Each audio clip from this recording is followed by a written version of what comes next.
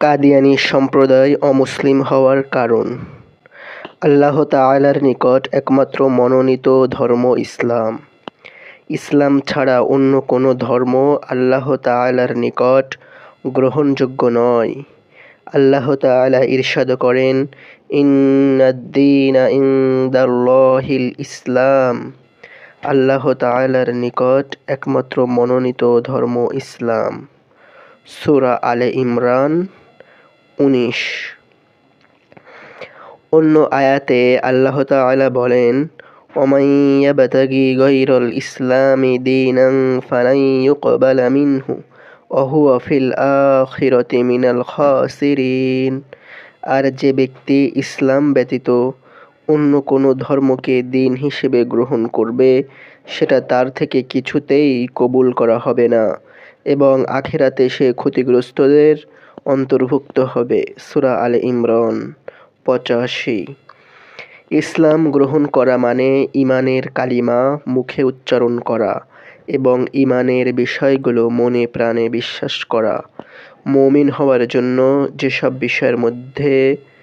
যেসব বিষয়ের উপর ঈমান আনা জরুরি, সেগুলোর মধ্যে কয়েকটি বিষয় এই: ১. আল্লাহর উপর ঈমান আনার সাথে সাথে হযরত মুহাম্মদ সাল্লাল্লাহু আলাইহি ওয়াসাল্লামের উপর ঈমান আনা। তার সম্পর্কে এ বিশ্বাস রাখা যে তিনি আল্লাহর বান্দা ও আল্লাহর রাসূল, তিনি সর্বশেষ নবী ও সর্বশেষ রাসূল এবং তিনি বিশ্বনবী ও শ্রেষ্ঠ নবী। কিয়ামত পর্যন্ত আগত মানবতার জন্য তিনিই একমাত্র নবী। তার আনীত শরীয়তই একমাত্র শরীয়ত। তারপর আর কোনো নতুন নবী আসবে না, নতুন শরীয়ত আসবে না। তিনি আল্লাহ রাব্বুল আলামিনের সর্বাধিক নৈকট্যপ্রাপ্ত রাসূল, সর্বশ্রেষ্ঠ মহামানব। তিনি যেমন শেষ নবী, তার উম্মতও শেষ উম্মত। তাকে আল্লাহ তাআলা যে শরীয়ত দান করেছেন তা সর্বশেষ শরীয়ত। এর মাধ্যমে আল্লাহ তাআলা পূর্বের সকল শরীয়ত রহিত করে দিয়েছেন। তার আবির্ভাবের পর মুক্তির একমাত্র উপায় হলো তার প্রতি ঈমান এনে তাকে শেষ নবী হিসেবে গ্রহণ করা এবং তার শরীয়ত ও সুন্নতের অনুসরণ করা। মুমিনের জন্য আল্লাহ রাব্বুল আলামিনের আনুগত্য করা যেমন আবশ্যক, সর্বশেষ ও সর্বশ্রেষ্ঠ নবী মুহাম্মদ সাল্লাল্লাহু আলাইহি ওয়াসাল্লামের আনুগত্য করাও তেমনই আবশ্যক। আল্লাহ তাআলা এটা অবধারিত করে দিয়েছেন। তাই আল্লাহ তাআলার অবাধ্য ব্যক্তি যেমনিভাবে দুনিয়া আখিরাতে লাঞ্ছনা ও আযাব ভোগ করবে, মুহাম্মদ সাল্লাল্লাহু আলাইহি ওয়াসাল্লামের অবাধ্যতাকারীও দুনিয়া আখিরাতে লাঞ্ছনা ও আযাব ভোগ করবে।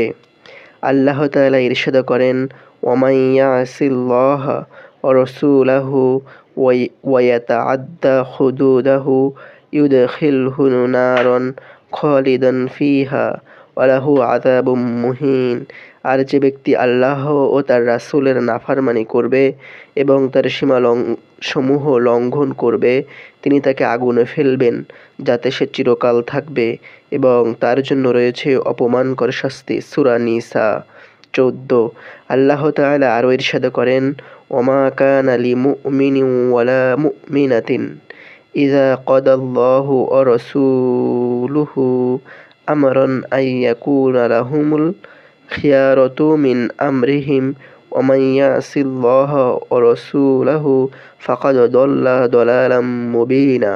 কোনো মুমিন পুরুষ ও মুমিন নারীর জন্য এ অবকাশ নেই যে আল্লাহ ও তার রাসূল কোনো বিষয় চূড়ান্ত করে দেওয়ার পরও নিজেদের বিষয়ে তাদের ইখতিয়ার থাকবে।